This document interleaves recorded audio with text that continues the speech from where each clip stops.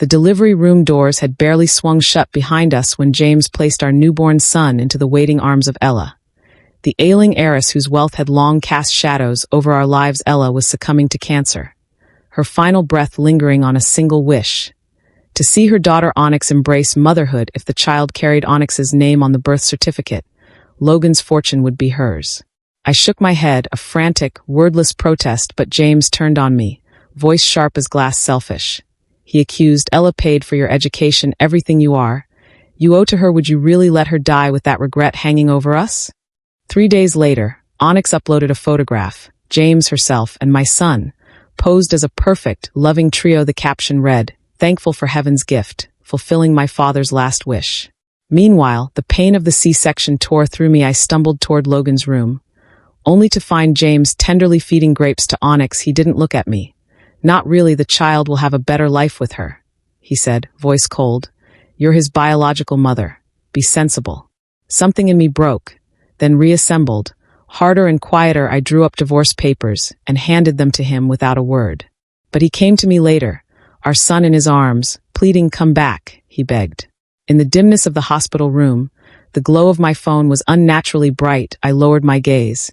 Fixed on Onyx's post, there was James, Knox, to those who knew his family name.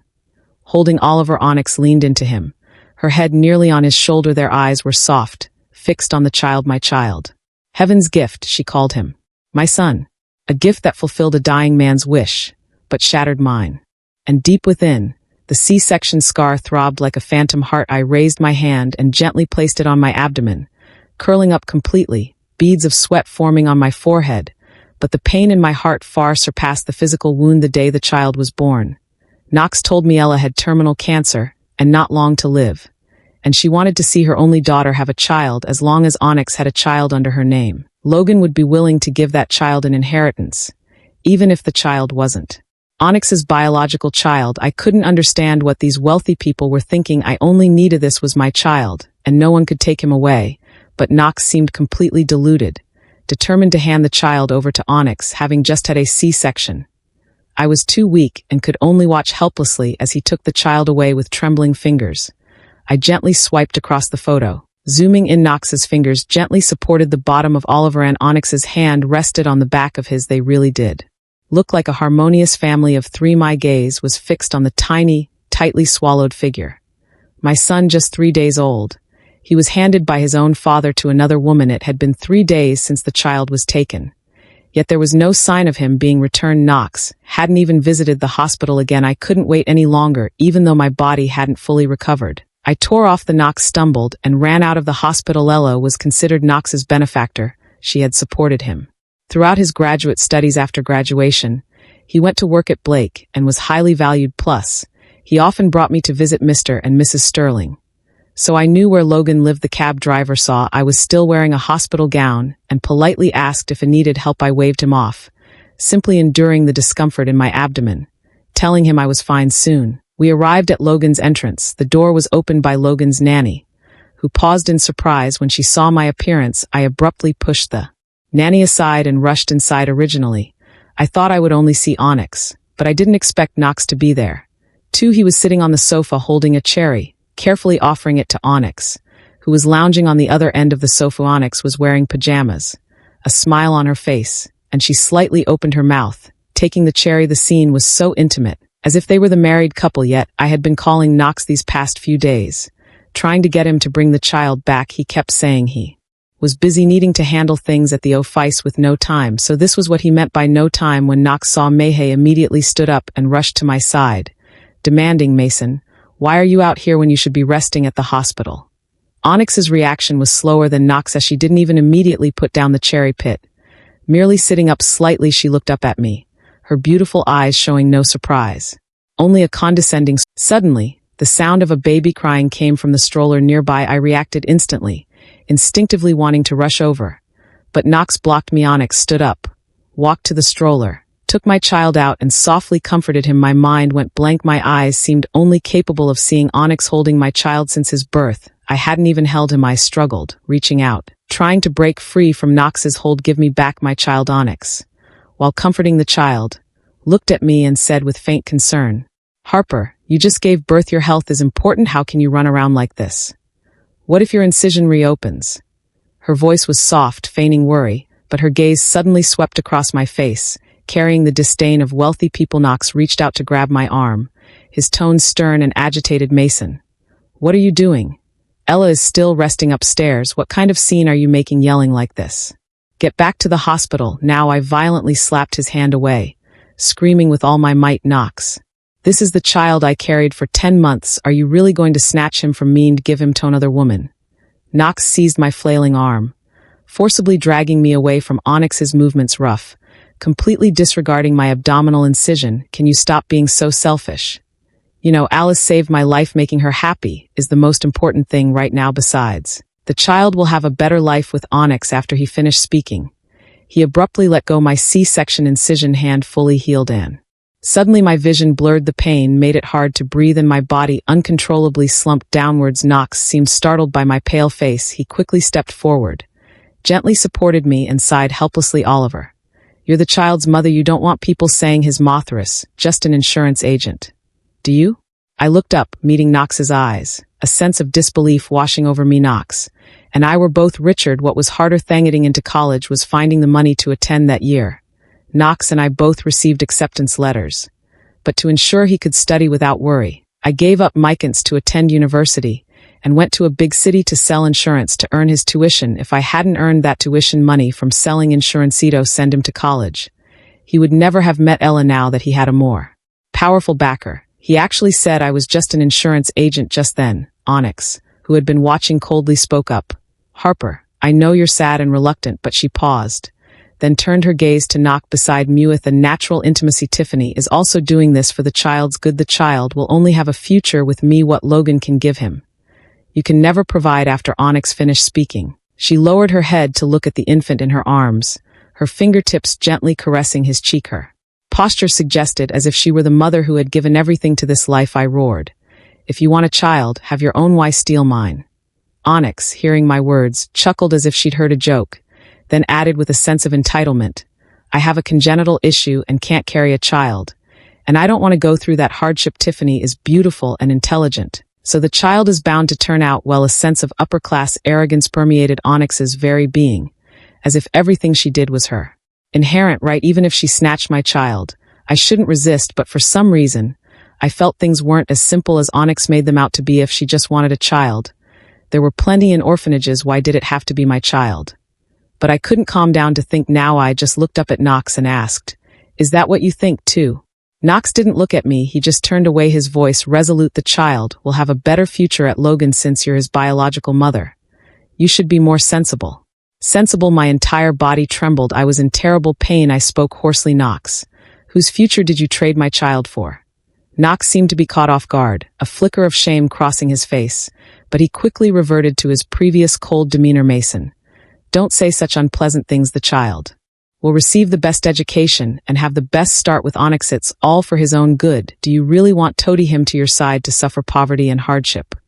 Watching Knox like this, tears slowly fell from my eyes. He was speaking grandly now, but in reality, it was all for his own future. Climbing up Logan's high branch was enough to guarantee him a life of luxury and prosperity. I raised my hand and heavily dug my nails into my palms, forcing myself to calm down, stating word by word, I am taking my child today. Knox grabbed my hand, pulling me directly towards the door, but he underestimated a mother's determination to take her child. I immediately broke free from his grasp and rushed to the coffee table, snatching the kitchen knife from the fruit plate, pointing the sharp blade at Knox. Knox, give me back my child. Monik showed some reaction only when she saw me wield the knife, but she was merely slightly startled, taking a few steps back while holding the child.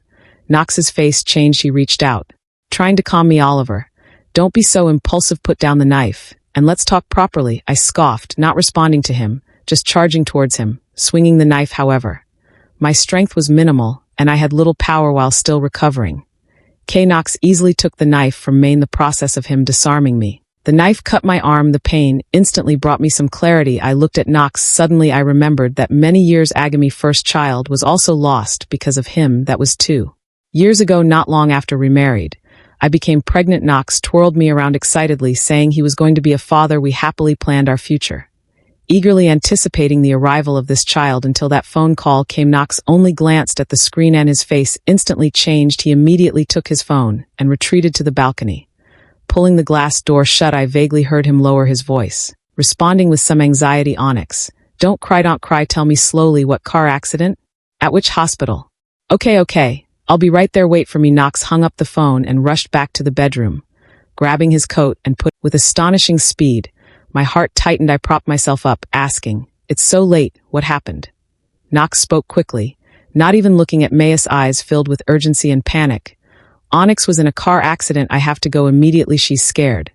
Alone. Onyx was 6 years younger than us. For years I had always treated her like a younger sister. I thought Knox felt the same way, so I didn't pay it much mind. Not long after Knox left, it started raining heavily outside. I was half asleep when I received Knox's call. Oliver, come to the hospital now. It's not convenient for me to take care of a girl like her. Tomorrow I'll find a nurse for her. As soon as Knox finished speaking, lightning flashed outside. I glanced at the time. It was 3 a.m. I even wondered if I wasn't fully awake or if I had gotten up too quickly and misheard him. Knox, I'm due any day. No, it's 3 a.m. and it's pouring rain. You want me to go take care of another woman?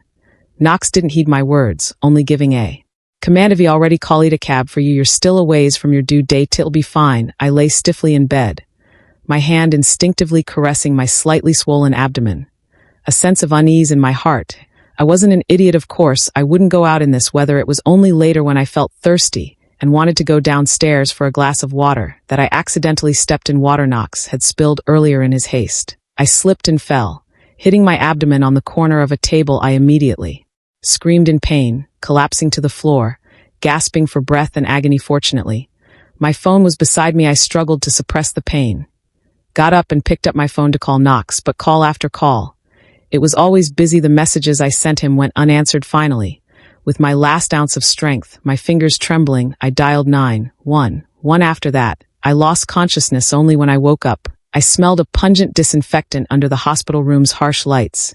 I saw Knox. He had finally arrived. His hair was a mess, his clothes wrinkled, and his face showed fatigue and a hint of guilt he couldn't quite conceal. Seeing I was awake, Knox quickly got up, came to my bedside and grabbed my hand. Oliver, how are you? Are you uncomfortable anywhere? I looked at him, my lips moving, and with all my strength I whispered, the baby. Knox held my hand. His eyes reddened, and with trembling lips he said, the baby. There will be other babies. Silence filled the hospital room. I looked at my flat abdomen, unable to accept that this child had just left me. Knox sat by the bed, head down, hands buried in his hair, his shoulders slightly shaking. I closed my eyes, unable to accept the truth. After a long while, he spoke in a hoarse voice. Onyx was also badly injured, multiple fractures all over her body, and a concussion. She was terrified at the time, crying constantly, clinging to me, not letting me leave. I didn't expect you would at that time. I felt utterly disheartened. Dane D considered divorcing him, but Knox knelt and begged for my forgiveness multiple times, and even deleted all of Onyx's contact information in front of me, and he promised me he only saw Onyx as a sister and would never again neglect me. Because of her, I loved him too much. Then I softened and forgave him. Knox did keep his word for a while. For those 2 years, he didn't see Onyx again, dedicating himself completely to our family, appearing as the perfect husband in everyone's eyes until 2 years later, Ella was diagnosed with cancer with an unknown prognosis. Ella had only one daughter, Onyx, and for her peace of mind, she had always wanted her to marry or have a child. It was also then that Knox suggested we have a child. At the time, I thought Knox wanted a child, but now looking back, he had planned this all along, using a child to trade for a future. My thoughts returned to the present. I had been dazedly brought back to the hospital room by Knox with so many people at Logan. They certainly wouldn't just stand by and watch me leave with the child, but I would not give up on bringing my child back. Oliver, I'm doing this for the child, for our little family. Why can't you understand me? Knox's expression was somewhat helpless, as if he were truly wrong. Dan, I was just an unreasonable shrew. I looked at him, my face expressionless. Knox, let's get a divorce. Divorce? Knox froze as if he'd heard some absurd joke. Mason, are you crazy for such a minor thing? A minor thing? And Knox's eyes, this was actually a minor thing. I lay in the hospital bed, the wound on my arm already treated by the nurse, although my body wasn't hurting much anymore. My heart ached intensely. I stared at the ceiling, my voice calm. Knox, you gave my newborn child to another woman. That's not a minor thing. Knox rushed impatiently to my side. Mason, can you stop being so selfish? Ella is kind to. May just want to repay her and the child will have a better life with Onyx. What's wrong with that? I slowly turned my head and looked at him. Knox hadn't put any effort into this child. I was the one who carried him for 10 months. I was the one who suffered from premature labor, yet now wanted to easily take the child away like this. Impossible. I retorted angrily. Knox, tell me honestly, is this truly for the child or for yourself to climb Logan's influential ladder? Knox's expression faltered for a moment, as if I had exposed him, but he quickly regained his self-righteous. What kind of talk is that? Of course it's for the child. Can you give the child what Logan can? Private schools, overseas education connections. Do you have any of that? Besides, the child is just temporarily registered under Onyx's name legally. He's still our son once Ella passes, and the inheritance is secured. We'll take the child back immediately, then we'll be wealthy, no longer cramped in Eva, and the child will receive the best education. This is all for our family. Why don't you understand my good intentions? I closed my eyes, not wanting to see his hypocritical face any more. The Knox I once knew wasn't like this in college. He would study late into the night at the library while I economized and sent him living expenses from outside. Back then, he said that once he made something of himself, he would surely give me a good life. Now he had made something of himself, but he wanted to give our child away to someone else. I opened my eyes. My voice called. You can go tomorrow. I'll have a lawyer deliver the divorce papers to you. Knox's face changed. Mason, don't push it. The child is still at Logan. Do you think you can take him if we divorce? Those words cut into my heart like a knife. Yes, Logan was prominent in the capital city. How could I compete with them? But I had to find a way. That was my child, the one I carried for 10 months, who almost died on the operating table. I pointed to the door, my voice trembling, yet firm. Get out. Knox glared at me, then ultimately slammed the door shut as he left. The hospital room finally fell silent. I pulled out my phone and dialed a number he hadn't called in a long time. Hello, is this Attorney Lynn? This is Masoni. Need your help. 3 days later, I was discharged from the hospital. During these 3 days, Knox didn't come to the hospital again. He only sent a few texts saying the child was doing well at Logan and telling me to stop making trouble. Onyx even sent me a photo of the child, telling me the baby was sleeping soundly. I turned off my phone screen, looked at the woman across the coffee table, suppressed my emotions, and fully recounted the incident to her. Attorney Lynn listened, then angrily slapped the table. This is absolutely preposterous. A newborn child forcibly taken by his father and given to someone else. The court will not tolerate such behavior. Attorney Lynn was a client I met when I was selling insurance. She specialized in divorce and custody cases, so I felt confident and trusting this matter to her. I bit my lip, voicing my biggest concern. But I don't have a job right now, and my financial situation isn't as good as Knox's. Attorney Lynn patted my hand. Don't worry. A mother has a natural advantage in newborn custody. Moreover, the other party wants to give the child to a third party for upbringing. We're sure to win this case. After leaving the hospital, I didn't go home. Instead, I went directly to Attorney Lynn's office to sign the authorization. Then I went to Logan again. The last time I returned from Logan, I felt something was very wrong. Even if I was overthinking, I had to go see this time. Onyx opened the door for me, but Knox wasn't there. Onyx blocked the doorway, showing no intention of letting me in. Her gaze swept over my pale face and her tone carried faint concern. Harper, why are you here again? Didn't the doctor tell you to rest properly?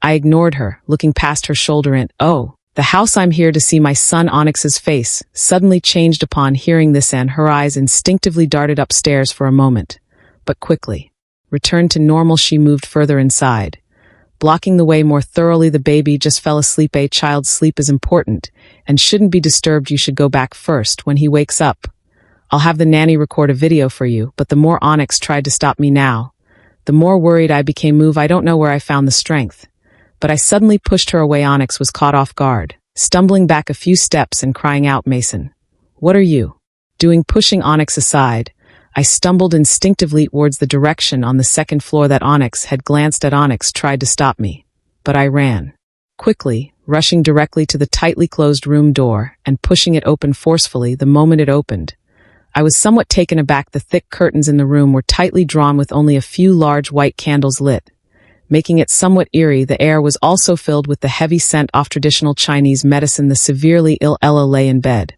her face terrifyingly pale, and my child, only a few days old, and who should have been soundly sleeping in a warm Oliver, was now held tightly in Onyx's mother's arms. The child's tiny face was beet red, emitting faint cries, but his small mouth was forcibly wide open. She was about to pour a bowl of unknown liquid into the child's forcibly open mouth. I felt as if I'd been struck by lightning. All the blood in my body instantly froze. No, I screamed, rushing forward, snatching the bowl from Onyx's mother's hands and smashing it violently onto the floor. The bowl shattered, and the liquid splashed everywhere, emitting a pungent odor. The child finally found release, his teeny mouth opening and closing as he gasped for air, his cries gradually growing louder.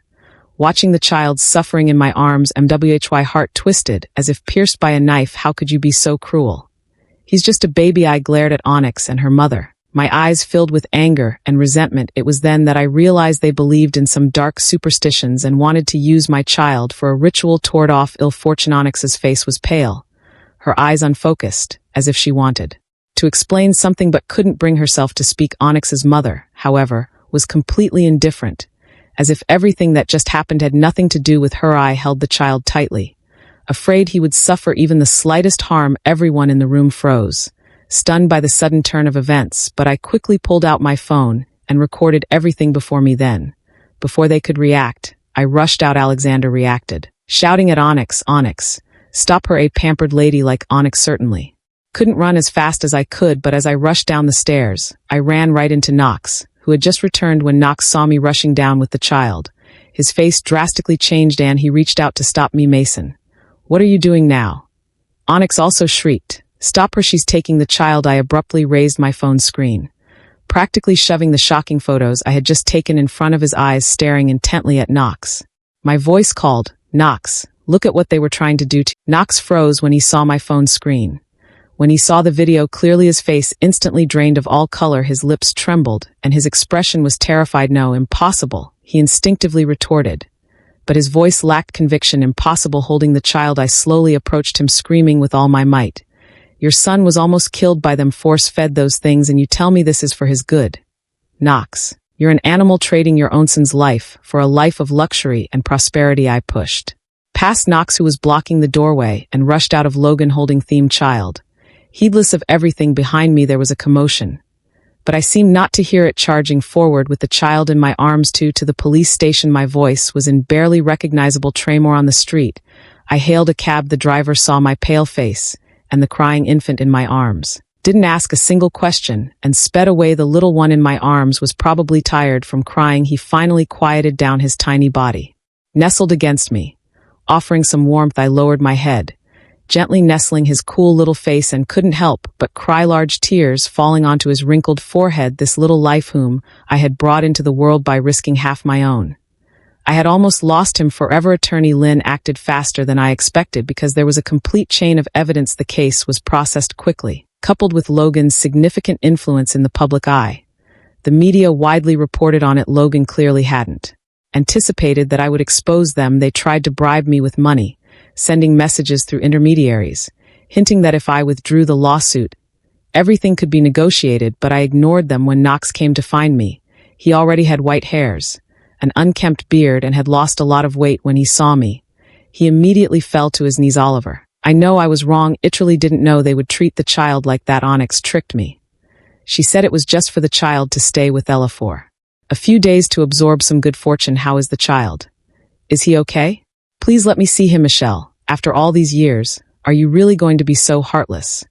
A child can't be without his father." I looked at Knox, the man I had once deeply loved, but now, no matter how much he begged, I couldn't forgive him. I raised my hand and slapped him hard, pointing at him and scolding, "Knox, doesn't your conscience bother you saying that now? If it weren't for me, the child might have been tortured to death 88 by them." Knox pleaded bitterly, "Michelle, I truly know I was wrong. Logan promised a large sum of money, enough for us and the child to live comfortably for the rest of our lives. Please, just forgive me." Hearing Knox's words, I felt even more nauseated. Even now, he hadn't offered a single sincere apology. Every word was a justification. Even now, he still wanted Logan's money. Knox was never concerned about what the child was almost force-fed, nor about my injuries. He only cared about himself. I looked down at him, saying each word distinctly, "Knox, every single word you're saying right now makes mutterly disgusted Oliver." His voice was in barely recognizable tremor. He reached out to touch me, but I stepped back. "Onyx really did trick me. Truly didn't know they would force-feed the child those things. That's my Sony used to be very soft-hearted." Unable to bear seeing Knox sad, But now I only felt irony. Your son. I looked at the child sleeping soundly in the crib, completely drawn the line between myself and Knox. The moment you personally took him from me and used him to trade for your future. He stopped being your son. You don't deserve to be his father. Knox abruptly looked up at my words, his face covered in tears, but a hint of desperation flashed in his eyes. Oliver, how can you think that of me? Yes, I wanted to repay Ella's kindness, but I also wanted what was best for our child with Onyx. He would be born on a mountaintop that others could never reach in a lifetime. The more Knox spoke, the more agitated he became, as if everything he did was perfectly justified. I love you, Oliver. Everything I did was for our family, for you and the child to have a good life in the future. Why don't you understand? Even now was still blaming me for not understanding him. I scoffed. Knox, your so-called good life means using my son as a tool for someone else to use the child for a ritual to ward awful fortune. You call that love? You call that good for the child? You call that for our family? I watched his face instantly drain of color, pressing closer with each step. You've only ever loved yourself. Knox swayed, his body trembling as he collapsed to the floor, unable to utter another word of defense, only mumbling, You're talking nonsense. I did it all for this family. I had no time to listen to him, but just then my phone rang. Glanced down. It was Attorney Lynn calling. As soon as I answered, her anxious voice came through. Mason, the police just searched Logan's old residence and found in the basement. My heart sank abruptly, an ominous premonition filling me. What about the basement? On the other end of the line, Attorney Lynn's voice paused, then resumed with anger. The police found 3 children's bloodstained clothes in Logan's basement. The children are now missing. My mind went blank. So my son wasn't the first. So my child almost left me forever. Animals, they're all animals.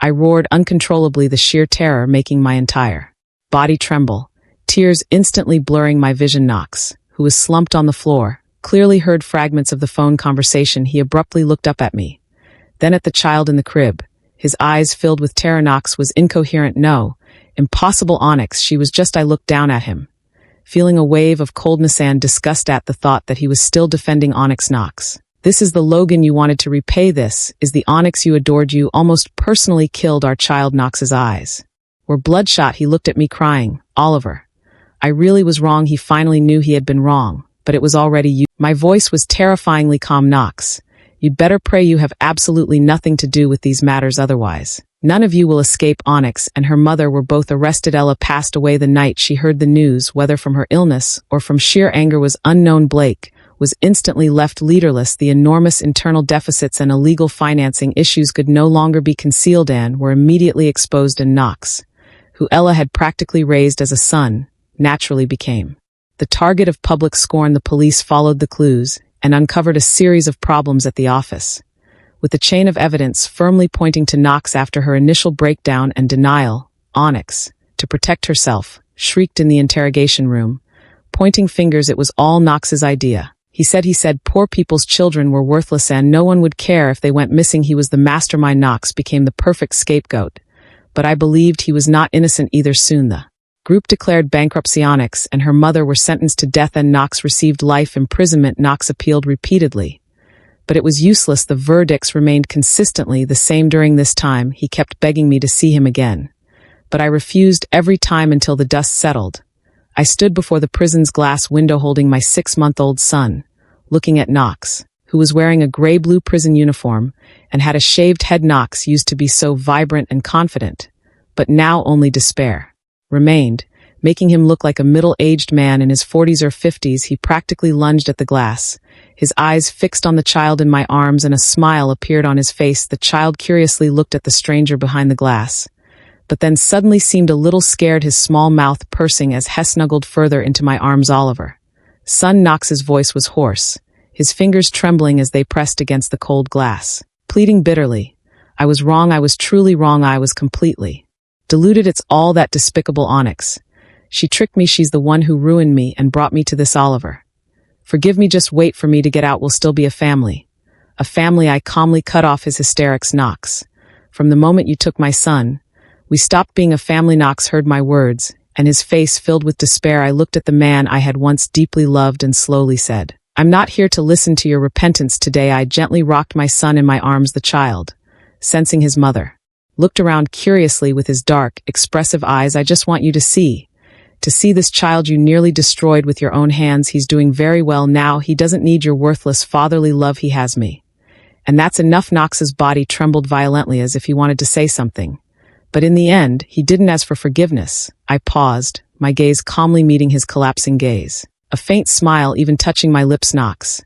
I forgive you. Knox jolted, his eyes instantly filled with disbelief mixed with a glimmer of hope as he looked at me. Really? He asked hoarsely, his voice tinged with pleading hope. I nodded, my tone calm, as if stating an unrelated fact. I forgive you not because your repentance is sincere, nor because you deserve forgiveness. I leaned in slightly closer to the microphone and spoke every word clearly and distinctly, but because from this moment on, you and everything about you will have absolutely nothing to do with me or my son ever again. You are dead to me. On the other side of the glass, the faint joy on Knox's face completely vanished. He collapsed heavily to the ground with a dull thud. I took one last look at Knox, who was huddled on the other side without a hint of lingering attachment, clutching my son in my arms. I turned and walked purposefully out of the visitation room without looking back, stepping out of the prison. The heavy iron gate slowly closed behind me. Outside the gate, sunlight poured down on me, radiating warmth. I looked down. My son was looking up at me, his small face upturned, his bright black eyes reflecting the sunlight. He bared his toothless little mouth, making soft cooing sounds, and a chubby little hand reached out, trying to touch me. I held him closer, gently pressing my cheek against his soft, warm forehead, and whispered softly, "Don't be scared. My love, mommy's here." The child smiled up at me, holding my child. I walked forward with determined strides. The path of a new life lay before me, paved